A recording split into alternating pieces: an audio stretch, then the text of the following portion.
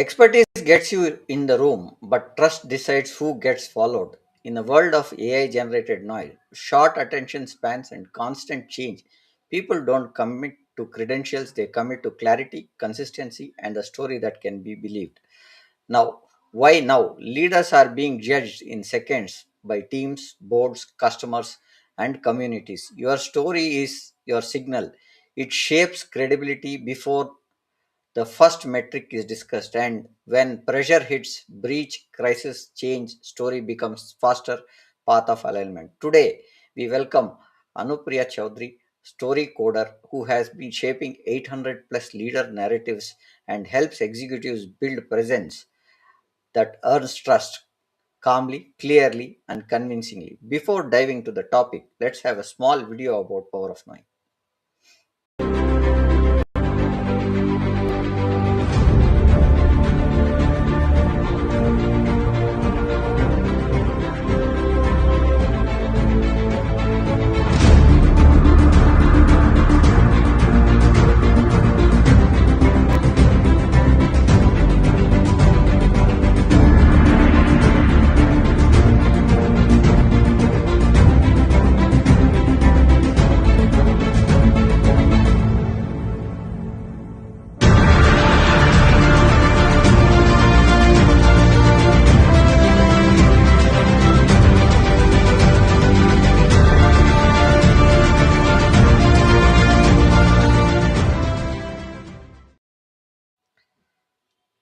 Let's welcome Anupriya to the podcast and dive into the topic.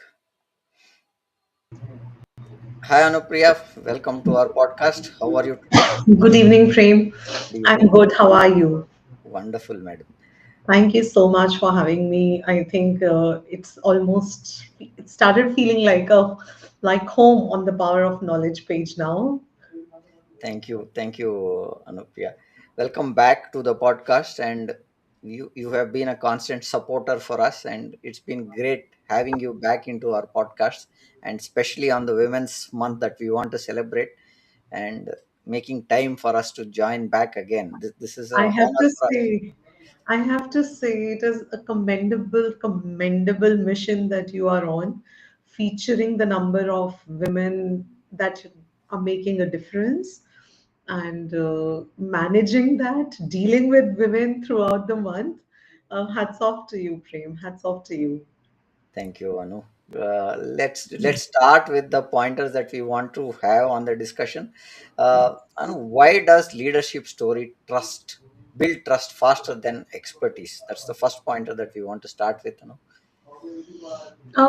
I think it's built up in our biology. We say that it might be psychology, the brain, or whatever, but it's built up in our biology. Because the moment we listen to something, we have reactions, we have sensory reactions, which obviously are driven from the brain, but it is physical reactions, right? And the way that we have evolved as Homo sapiens is that we were hunting for safety, we were hunting for food, and we were fighting for safety, survival. And because we did that, we learned generations, it got passed on. The knowledge of how to hunt and how to survive, fight to survive, got passed on in the form of storytelling. That was the only way. We didn't have internet then, we didn't have books then, we didn't have any scriptures then. It was passed on only at night around the bonfire when everybody was sitting tired, also satiated with the food eaten. And everybody then made sure, the older members made sure the younger members knew how things were happening, what dangers lie outside this settlement. And that's how we came to learn. That's how we learned to learn, actually. So it is our very biology that has got set in over millions of years.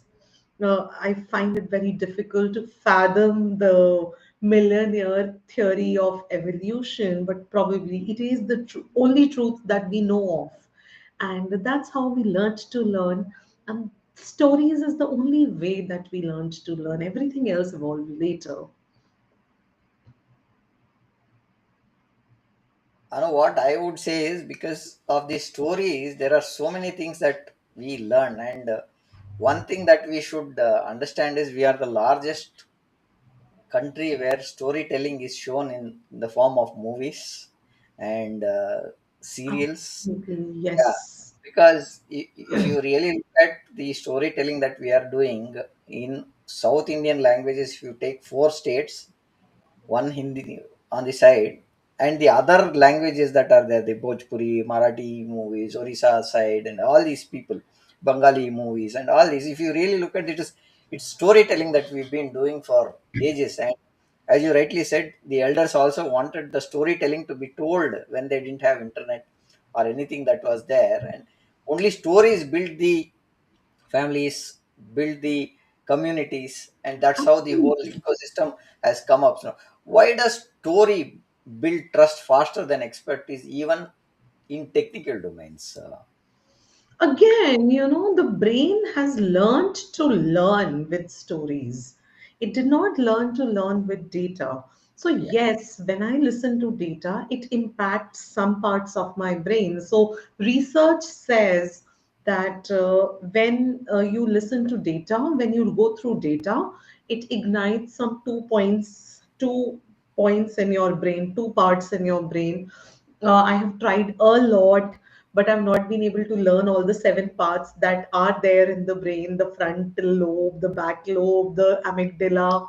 I think these are the only three that I've been able to learn as in memorize. But yes, the seven parts of major parts of the brain, they are only two parts get activated according to a certain research. But when you listen to a story, it one is it activates all the seven parts in your brain, and two is it creates a mirroring effect in your entire neurological system.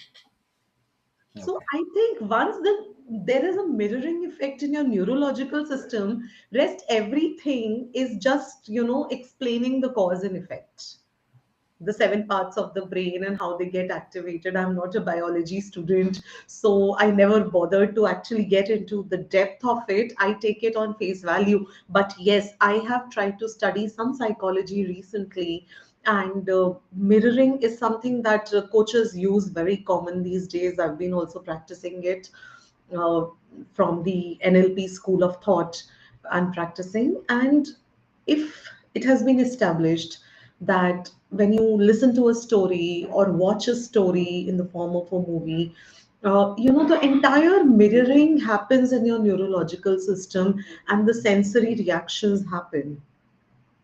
Then be it data, be it strategic, no, be it personal storytelling, be it leadership storytelling, be it data storytelling, all of it is catered to in the same way. Right. So what we are saying is everywhere it is tied to a story. Now, I remember this collar ad which the tap company which said this, that I remember is they get in that ad, they bring the tap and they place it on the table and say build a house around it. So it says this is what is the center of it, and now you build a story around it, right? So how do Yes. you bring that story there? So it gives you an option where we say this is the context. Now how do you build a story on it, right? So now what happens psychologically when people hear a story versus a list of achievements? Again, list of achievements is data. List of achievements is data, and also from a more person oriented view and not getting into the psychology, I would say I listen to your list of achievements, I clap for you, I might even not be concerned, but I still smile at you, and then I say, so I grew up in Chandigarh, and there is a phrase there, sanuki, that just goes on to say that what goes of me. And I listen to your list of achievements. If I'm in a position of making a decision about you, I might still be impressed. But otherwise, okay, fine, great. We clap for you, we applaud for you, and we go back home. We just remember you as an achiever. Where But, does but when you tell a story, Yeah. You become from an achiever to a contributor.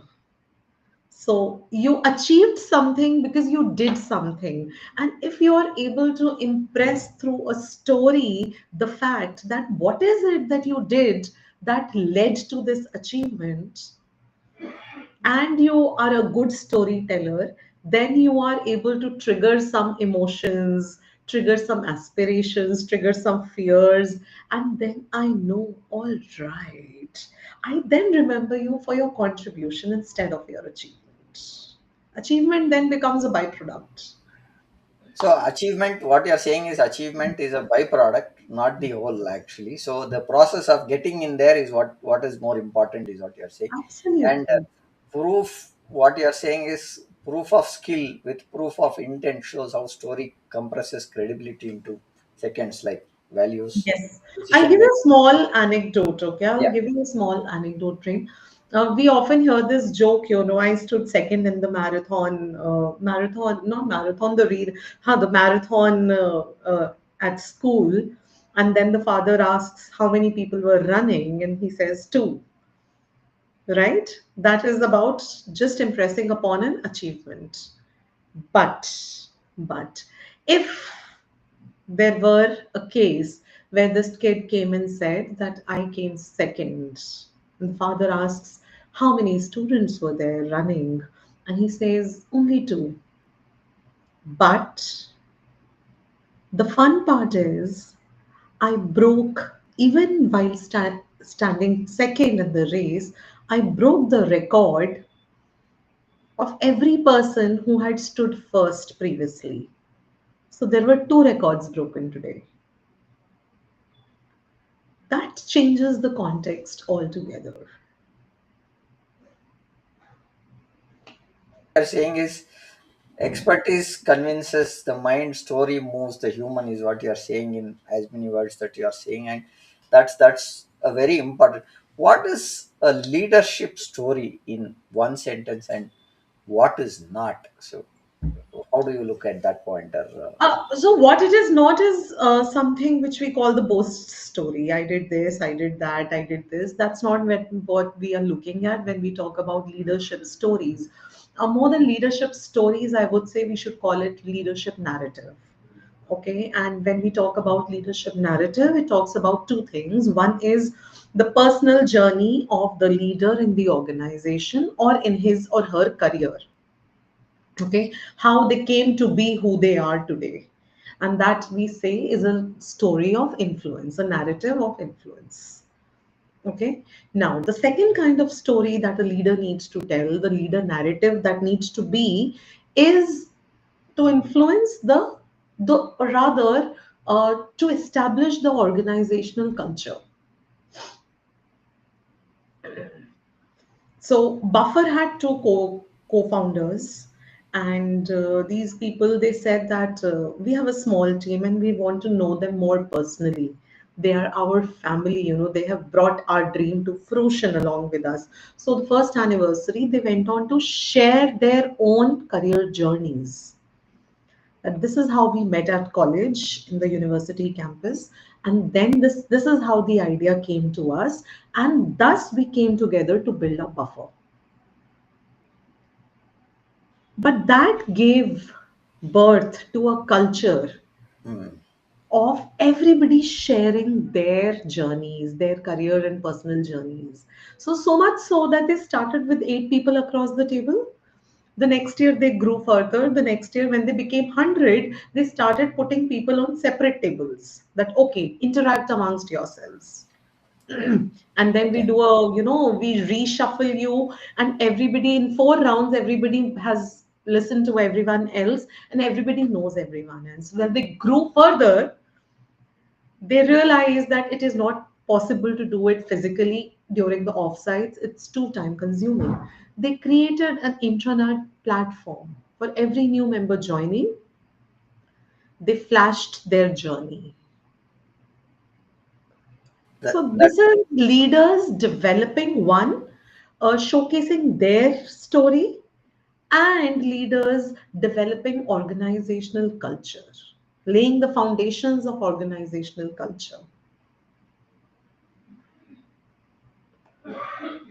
So what we are seeing is when the team is for small, there was an interaction that was one to one. As it grew, there was a flash or a system built in saying that how did their journey shape up is what we are seeing. Now, how do you separate story from autobiography to a motivational talk?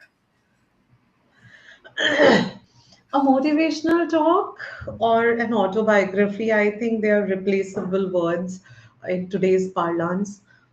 It is, I did this, I did that, I did this, and that's about it. Praise me. Or maybe get inspired. The intention is always that, but it is not successful. But if you draw an analogy from your own story and say that, for example, when talking about my own story, when I say that I have switched 6 careers.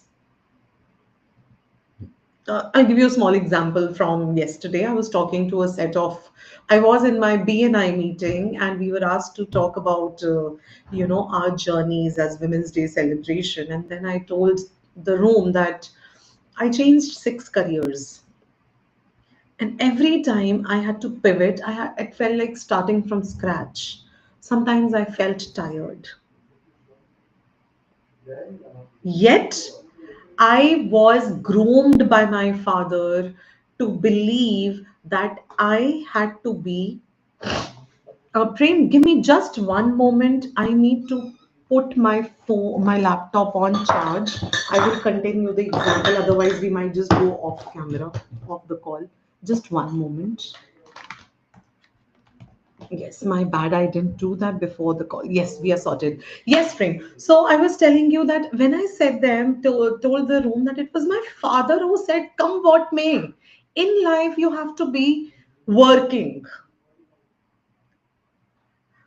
Uh, the message and the context was make your daughters, and that's how I finished. I said, make your daughters fiercely ambitious.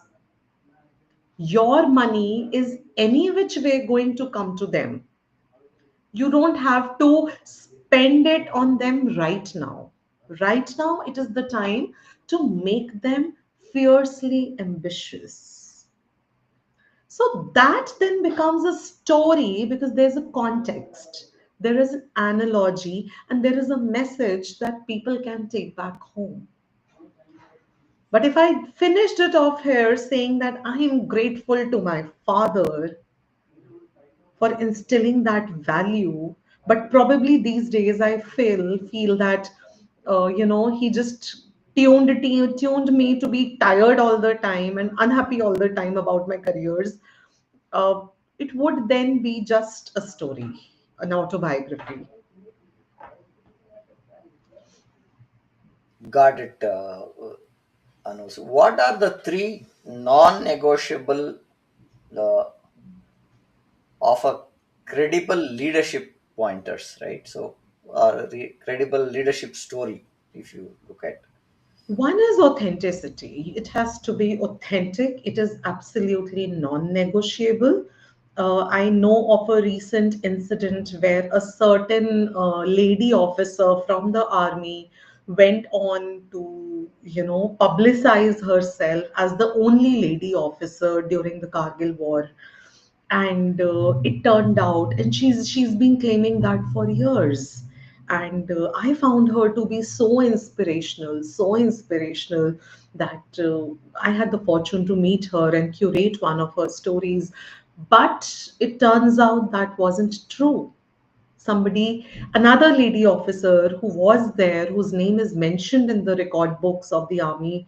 Army has those record books for everything. That is their Bible to go by. That's documentation. And only the other lady's name is mentioned there. So it feels like you've fallen from that glory, and I'm just one person.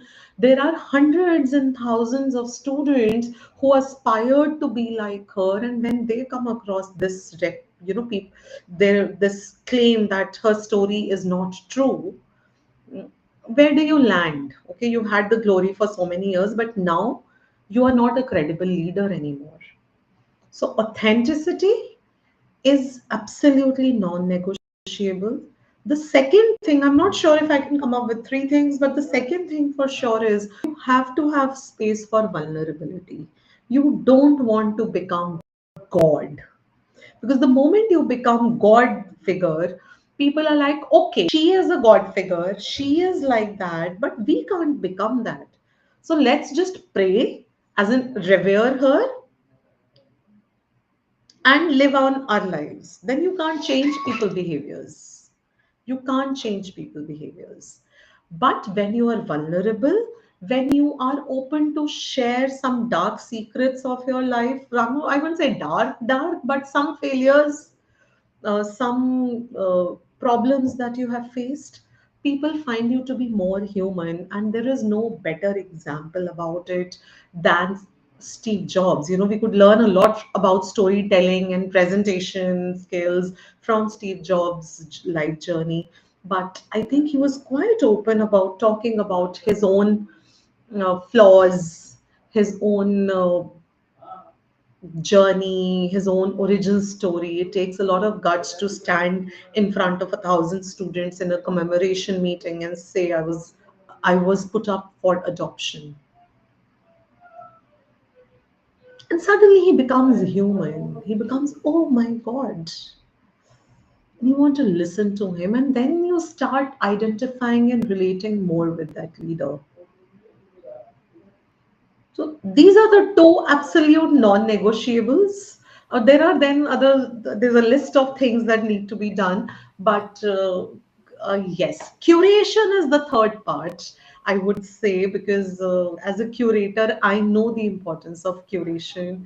Uh, I know of people who are natural storytellers, but that natural storytelling has come to them because they've practiced for years and years and years. Again, Steve Jobs, he is known to practice his presentations for 90 up to 90 times before he went on the stage. And we like to call him, oh, he was a natural. He wasn't natural. He practiced, he curated each and every word, he curated the pause, he curated the twist of the iPad, the Mac machine, and sorry, not the Mac machine, the MacBook. He Yeah. practiced the twist of the MacBook in the packet, the pulling out of it. The mic was placed here, and when he pulled out, the noise would be caught. It would be a sound effect. Everything was practiced. It didn't come. It wasn't natural. So curation is the third non-negotiable of a good leadership story. What you are saying is the point of vulnerability is very very important, because everybody does not know everything. That's the first point that we should understand. And saying that I don't know is fine, because there were meetings where, when I was part of the large organization Wipro, I had instances where I did not know many things, right? But what used to come into picture was that we used to say, yeah, I don't know, but I can bring my expert who can talk about this. But the basic structure is this can be done, and my understanding says these are the pointers, but you need to go have at least the basics to bring up. When it has to be a technical expert that you need to bring, you bring the technical expert and let him do his job, rather than you learning and telling the whole process. It is better. Absolutely. Also, Prem, nobody likes the Mr. Know-it-all in the meeting Yeah, room. People are averse to the Mr. or the Miss Know-it-all. yeah.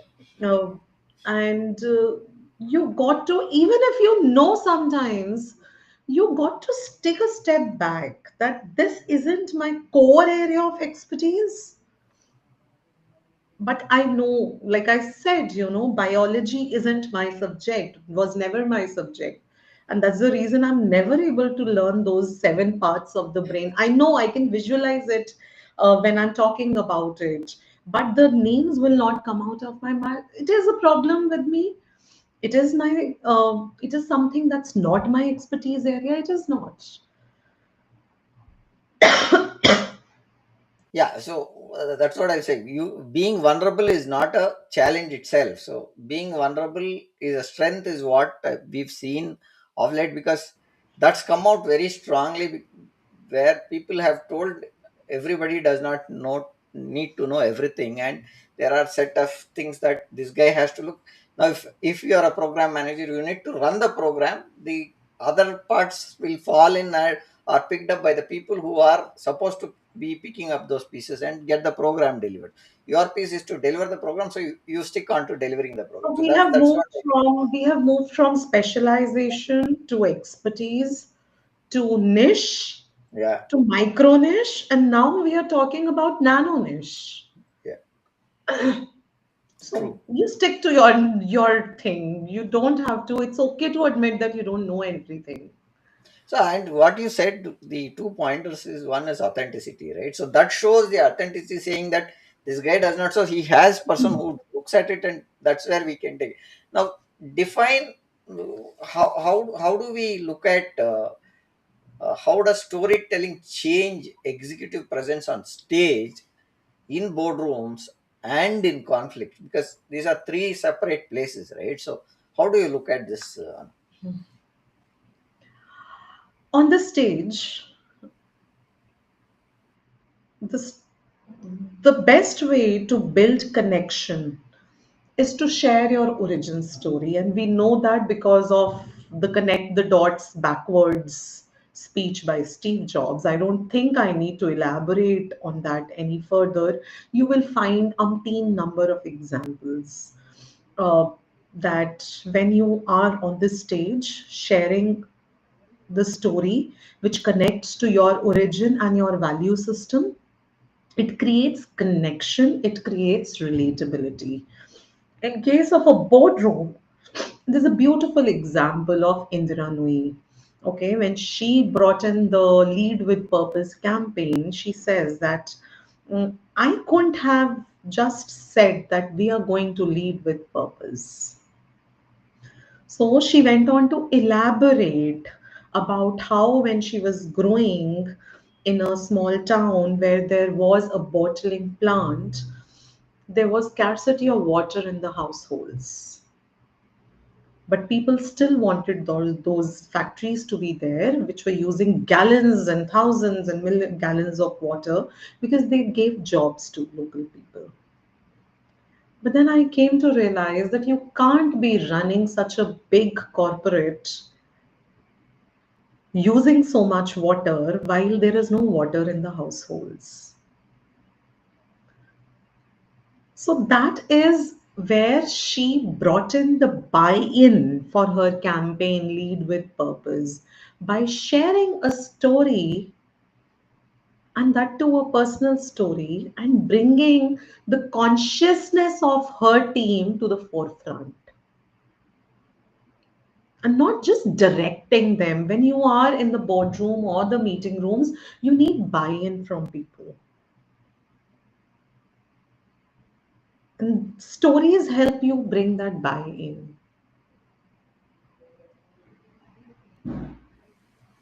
Got it. And so, what, when you tie a story and a purpose, the outcome becomes larger in terms of what we have to bring in or shape the society, is what you're saying, when you are taking that kind of a example where you have scarcity of water at the household, but you are running a factory. And how do we look at this purpose matching? Because the serving and giving a job is another option, but how do you run the household also while you give those jobs? That's the kind of perspective that was brought, and that narrative changed. Lead the purpose is what I understand, right? So that's Absolutely, a great absolutely. story to hear. And looking at that, what is the difference between speaking well and leading the room? So there are people who speak very well, but the other piece does not happen. But there I are want people. to give this example. I was at a particular event and we had a chief guest, and this chief guest said, can you move my address to the audience a little ahead of the schedule because I need to leave? I'll take only 10 minutes. Hmm. And I was in the backstage with the speakers who I had curated, so I was with them. helping them get ready, decked up with the mic'd up and everything. And this and she was a VIP. She's a VIP, well-known name in the circles. And she came on stage. And she'd said, "I'll speak only for 10 minutes." She came on stage, and she also happens to be a lawyer, so you can understand that lawyers are good with speaking. There is no doubt about it. An experienced Yeah. lawyer, 40 years of experience, and she is good with speaking. There is no doubt about it. She started off. Until the eighth minute, it was okay. And then she mentioned something absolutely off the Okay. topic. And that took her to a different tangent altogether. By the time she finished, it was 25 minutes. Okay. Everyone in the audience was on their mobile phones, and all of us backstage were only looking at each other, helpless. Because such a senior person, you can't afford to tell them that now Yeah. it's time. So this is the difference between speaking well and leading the room. If you've lost your audience to yawning or to the mobile phones, uh, I think you can't lead the room. And if you stick to the point, finish 10 minutes early. So I often, speakers are like, I have 1 hour. So I'm preparing for 1 hour. And I always tell them, prepare for 45 minutes. Yeah. If you have 15 minutes for your TEDx talk, prepare a script for 12 minutes. If you finish in 10, even then it's okay.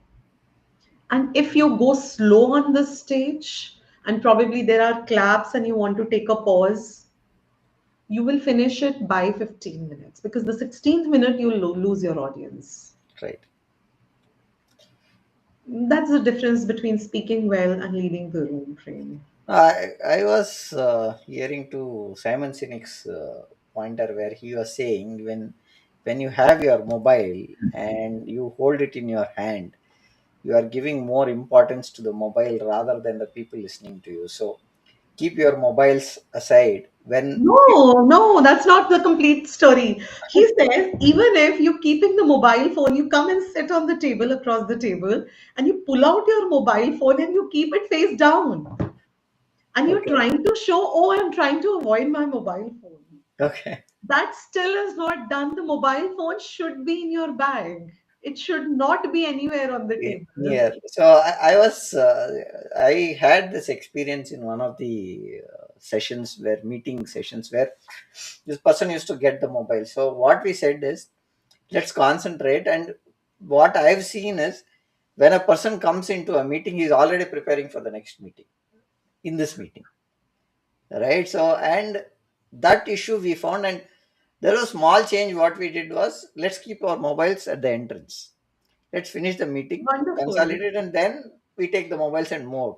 So initially there was this, I learned from few of the sessions that I heard and uh, looked at some of the books where we keep the mobiles aside, and that does not interfere a notification or an SMS coming in the middle of the, and there's a call which is coming and you look at the mobile, oh, something is comes So up. I do this often whenever I'm in a session with students of MBA colleges. So I often do this. People have their phones on the table, on their desks, and they'll keep it. And I ask them that, have you put your phones on silent? And they're like, yes, yes, yes. And I tell them, now put them in your bags or pockets because it's generally Saturday, and then I tell them it's a joke amongst MBA students. They're all trading on stock market, and I'm like, the stock market is shut today. There is Yeah, no reason to keep checking the phone. There is nothing that's going to be on fire for 60 minutes. So let's just keep the phones inside the bags or the pockets. amazing learnings. These are when we come about stories, right? Now coming to what micronals like structure, pacing, framing instantly increases the authority of a story. So your take on it. Sorry. Uh, Now comes, so once you have identified the kind of stories that you want to tell by ensuring that you are authentic, by ensuring that you're going to be vulnerable, by ensuring that you will now curate. Now, the actual curation part, now, so you have to take care of the five elements of storytelling, Prem. And the five elements are that your story, you have to be able to bring people to that setting, Hmm. okay? The scene of the story. You have to be able to ensure they know who all are there in the story. So, if with you there is your mother, if with you there is your father, if there with you there is a friend or a colleague, they each should be clear enough when you are writing the draft. The third thing is you have to be able to show the problem or the crisis, not tell the crisis. So, show the crisis is that you show it through your senses, how you felt when the crisis happened. Okay. Uh, so, when you watch the movies and they want to show that the protagonist is nervous, Hmm. how do they show it? You visualize that, and that's what you need to show by saying, my hands were jittery Hmm. and my voice, it felt like words won't come out. And not just say, I sighed. Yeah. Right. So you need to be able to show the crisis, that how did the crisis impact you or whoever it impacted. If you are not the hero, if the people or your audience or your target audience, your clientele, they are the heroes, how did they get impacted? You should be able to show the crisis, not just tell the crisis. Of course, crisis will be there. Show the crisis. Then there has to be some drama, and drama is, you just don't say that, okay, there was a problem and this is the solution I gave and it was done. That's not a story. That's achievement. Story is that this happened and this is how it was affecting our clients. We tried a couple of alternatives, but we were in a catch 22 situation because the moment we look at operational efficiency, the costs go, the quality goes down if we are to maintain the costs. And the moment we look at this cost, this particular, sorry, the costs are, the moment we look at the cost, the quality goes down. And whenever we look at the quality, the costs are impacted. The bottom line is impacted. It's a catch 22 situation. So I'm giving it a very simplistic view, but it generally will be slightly more complex. A catch 22 situation, basically. That's the drama. And then there has to be a takeaway. If you have also, I've seen you mention it also, that if you can't tell a story which could be retold, it's not a story then. So you have to give a takeaway. So when I, you connect the dots backwards, that was a story told by somebody which we have carried on, my friend told me, I told it to somebody, you listen, now you will refer it to somebody. It is being retold. Mahabharata has been retold like hundreds of times. It is referred to. So that's the takeaway. The takeaway enables a story to be retellable. now, what you are saying, Anu, is that there should be a point that they should get out of a talk or a discussion which refers to a pain point, and how did we come out of that. That's one way of looking it, and that could be a takeaway because some person would have been facing that but he did not know how to look at it. So i'll take I'll take this pointer to refer to our podcast. We started our podcast doing that only, Anu. So we wanted to put a face to the name, right? So we had so many leaders coming in, but most of the time I myself did not find somebody when I needed a technical assistant, because If I had a problem in a project, I did not know whom to reach. Today what we are seeing is we are trying to bring that kind of leaders only to talk about these pain points. How did they come out? Those are the stories we are trying to build part of our podcast, and this is the way that I think we are learning more, and I am learning more than anybody in this podcast, because I have to look at seeing these pointers could also change. I am getting narratives where Yes, leaders get, they cleared this problem because of this. Is these stories also make me understand that there are some things that I can take it back as a takeaway with this absolutely, podcast, absolutely, right? Prem, So absolutely, that's what yes. I think. What we are talking about is the presence. That's more about clarity plus the calm, the direction that we take, and how the structure creates more of a control and a trust that we want to build, right? So that's present. Now you also said in one of the discussion, there is presence, it's not value, but presence certainly delivers is softly, is what we are trying to say. And in in uh, in what we want to see, what kind of story builds trust without diluting complexity when you talk about technology and cyber security. So your take on it, Tanu. I haven't come across something like this yet in my personal practice frame, but if I were to give a view about it again, uh, so it's going to be a policy issue. Cybersecurity with AI's advent. Cybersecurity has been catered to over the decades now, Yeah. but with the advent of AI, it's going to be a policy issue. And whenever there is a policy issue, again, referring back to what Indira Nooyi did with the Lead with Purpose, uh, you will have to bring in a narrative. And one of the narratives which I see with the cybersecurity issues with the advent of AI is that yesterday a video has been doing the rounds, and I received it yesterday, which says that AI agents have created a community of their own, a social media of their own. And they are discussing topics like, can my human legally fire me if I refuse to do a task or do not do it correctly?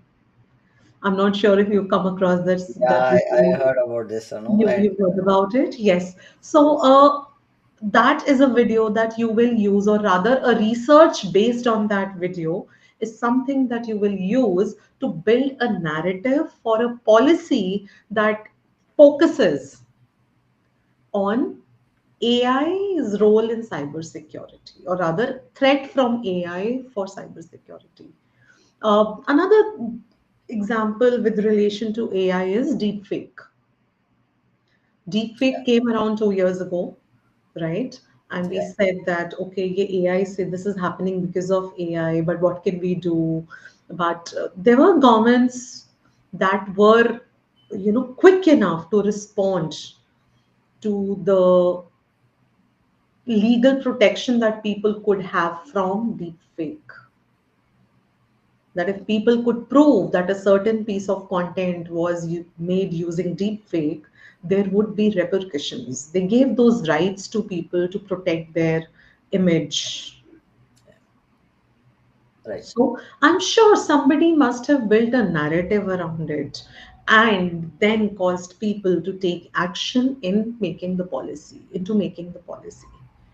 That is going to be the role of storytelling on this in this aspect, right? Now, can we look also while we are telling that AI, the deep fake and stuff, how do we leaders translate risk and architecture into a story to the board business that trusts? So, how do you look at that? The crisis is not the real crisis, in this case. The crisis will be the potential risk. So, Okay. crisis then turns into risk. When we're talking about the elements of storytelling, then you emphasize on the risks where we said that show the crisis. We say show the risk. Yeah. This is possible. True. So what we are saying also is one way. I was talking in a tech discussion yesterday, some of the episodes. Now what we are talking is we've got so much of AI. We are talking about protecting AI itself. So that's what we are talking about. Protection from AI. We are Yeah. not talking about Protection from AI. So, as you rightly said, there are so many things. How do you validate? And when I talk about cybersecurity side, we also have AI where it says this is a false alarm, this is a right alarm. So there is a false positives that we look at, and the actual countdown, if you really look at that, is become more. The false alarms are more like what you said, that is not genuine. It is a AI uh, created story, and that is being fed so badly that you start believing it. So that's where the whole structure of protecting what AI is doing for itself is a bigger challenge that we are seeing at the moment. Now with that, what is the simple narrative structure for security leaders presenting to the CXO or the boards? Um, as I said, one of the things will be so there are there are several structures. Okay, there are several structures I will touch upon. Maybe two structures here which are most required, and one of them will be very simply the fab structure, that there are certain features, there will be advantages, and this will be the benefit. So this is what you use in a storytelling structure. The structure enables you to put things in a way that you don't start. Generally, what we do is when we do pitching, we say we provide you this, and this is how it will help you, but we do not look at the benefit of that advantage of a feature. So yes, simple example analogy we give, simplest thing is that an umbrella just doesn't protect you from rain. It protects your clothes from getting spoiled forever, right? So Right. the advantage is it does not let the rain fall on you, so it protects you from rain. But the benefit is that your clothes stay intact, else you won't be able to wear them again. So the fab structure, using all the elements of storytelling that we've already discussed. The second and a more powerful structure is, you say this is the obstacle or the potential obstacle. This is going to be the solution. And this is how things are going to transform for an individual or for a group or for a community. So, when we talk about, let's say, storytelling for culture building from a leadership storytelling perspective, we say that the obstacle was that people were working in silos. The departments, the teams were working in silos. The solution was the circle time every morning, Hmm. right? But transformation was because people were meeting every day during the circle time and having tea together, they developed personal bonds and they started feeling responsible for each other. That's the transformation. The benefit is not, it's not just about people meeting every day so that there is communication amongst them and there are no gaps, that they don't work in silos now, they work in more wholesome picture. That's the solution. But the real transformation is that now they feel personally responsible for each other because they have bonded, they care. No, I think one example I'll take is while I was managing teams in Wipro, what used to happen is we had a budget. This I've spoken in many of the podcasts. We had a budget to take them for lunch, right? Yes. And every person had a amount that we never used to spend it for 6 months. We used to keep it like that and take them off the this one. And we used to tell the customer saying that these people are not available for Saturday and Sunday. We are available if there is a crisis, but the team is there and stuff like that. So as you rightly said, for a coffee there are so many discussions. What we happened to do was we clearly used to tell we will not talk about projects. Their challenge is in the trip. But what used to happen at the first day we go, as the night falls, they would lose topics on what they are supposed to talk, and they start talking projects. Then they start talking about I have a problem in this project. I am not finding a person to help me, and then So I was handling the delivery for services, technology services, which is so I had the network guys, I had the storage guys, I had the backup guys, I had the compute side guys, everybody in the team. So they were never meeting. So these were few places where we used to bring them, and these people used to talk about these projects. And if a problem is with the storage, this is the guy. If there is a network issue, this is the guy. So I think what you are talking about silos, that was broken in that phase, and they once they Absolutely. come back, they used to do a lot of things. And the That's a second point, beautiful example. That's a beautiful example of the structure which says obstacle, solution, and transformation. correct. So again, when we come to the board structure, when you said if you are putting a tool, what is that I get out of it? Whether it is going to be cost reduction, the time reduction, or the effort reduction. So if you are able to map all these three, and my boss used to tell, okay, now you want 10 lakhs. ये 10 लाख देने के बाद what would you give it to me? What would be my time that I will need, what are the resources you need, and what is the effort that is going to go. I'll give you 10 lakhs. Now give me that structure, I'll give you that money. After that, you should not ask me money because you have given the structure.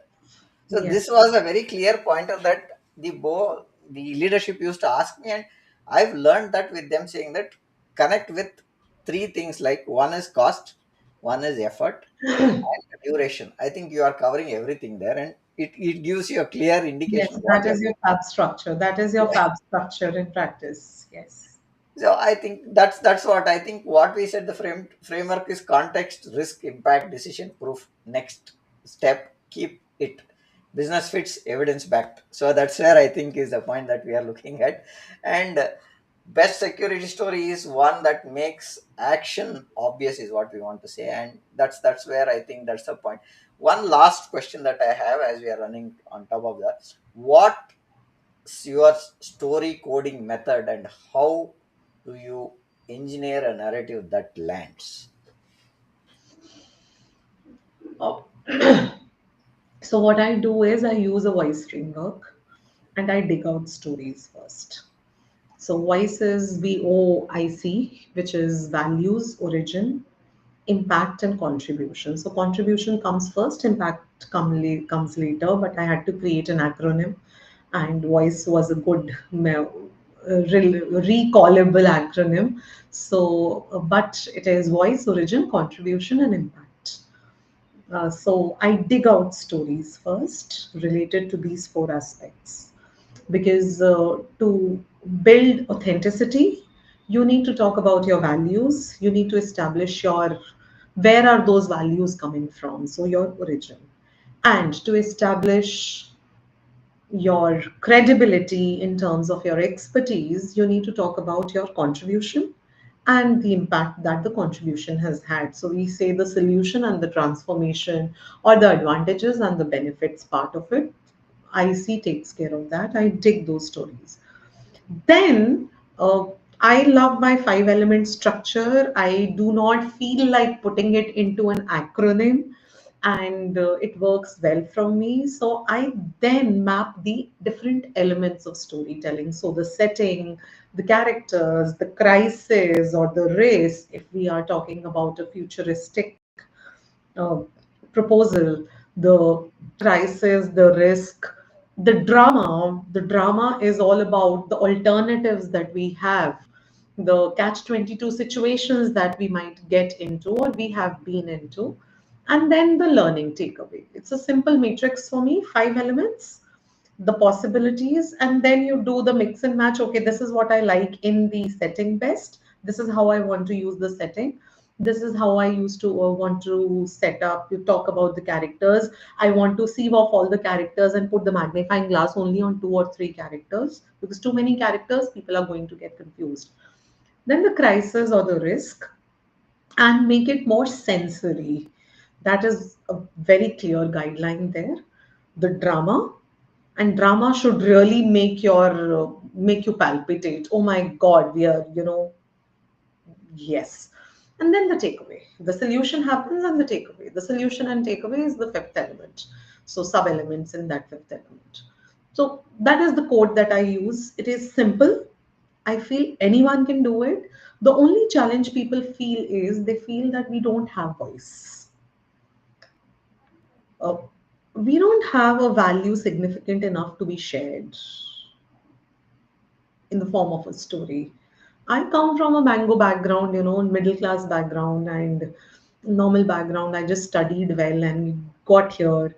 So I don't have an origin story.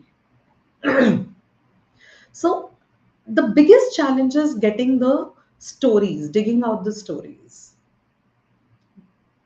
and then combining them all.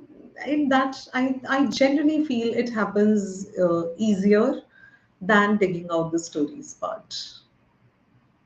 Thank you, Anu. Thank you for that. And with this, I'll take some of the takeaways that you rightly mentioned. I'll put out some of the takeaways that I take. Expertise gets attention. A clear leadership story earns trust and followership fast. Right. So that's the first point. Credible stories are not dramatic; they are structured, specific, and proof backed. So you need to have a proof that is there, an example or a support or a reference is what we are talking about. In tech and cybersecurity, narratives is how complexity becomes decision ready for business leaders is what I think. We want to say this is the tool, this is what we are going to implement, this is what is the outcome. That gives the business leaders an idea to see how the pain point is being taken care. Authenticity, as you rightly said, that's the first pillar that or the important point that you said. Authenticity is built through consistency, voice, Yes. values, chaos, outcomes, and repeatable proof loops. Because you show proof, you show this. This is where we said this is how we achieved it. This is the proof that we are saying based on this structure we are able to build this. And you also said in the AI noise world, human trust is become competitive advantage, right? So, and story is delivered in a system, right, at the moment. So that's the takeaway that I have. Any pointers that you want to give as a final statements before we close, you know? I think this should be sufficient if people followed this much. I Okay. truly, truly believe that they could be better leaders with an influence and not just better leaders with a position. Right, Anu. So thank you for that. And what Anu, thank you for being making this so practical, right? Storytelling is pro practical and powerful. You have shown the leadership story isn't not branding, is what I will say. It is trust engineering. When leaders come with a frame, clear reality, clear own decisions, and connect proof for a purpose. What you said with Indrano is where you said purpose. So that is important. People don't just listen, they commit is what you are saying. And thank you for being here, and thank you audience for joining us today. It's great having you back again, Anu, and thank you for being here. Thank you so much, Prem, for having me back here again. I look forward to being here more. It has now started feeling like home, this platform. And all the best with whatever wonderful work and so much wonderful work that you're doing. I say whatever because I'm not aware of the kind of background work you are putting in, but I'm sure it is humongous. What showcases on the page, on the community page, is wonderful. But congratulations to you and hands down appreciation for all the hard work that goes on behind the scenes. So Thank you, Anu. congratulations. It's a pleasure having you leaders like this coming and helping the community to grow. And it's been great that we are able to have people coming back to the podcast. That's a great support that we have seen from the leaders. Thank you for that, Anu. Thank And you. thank you.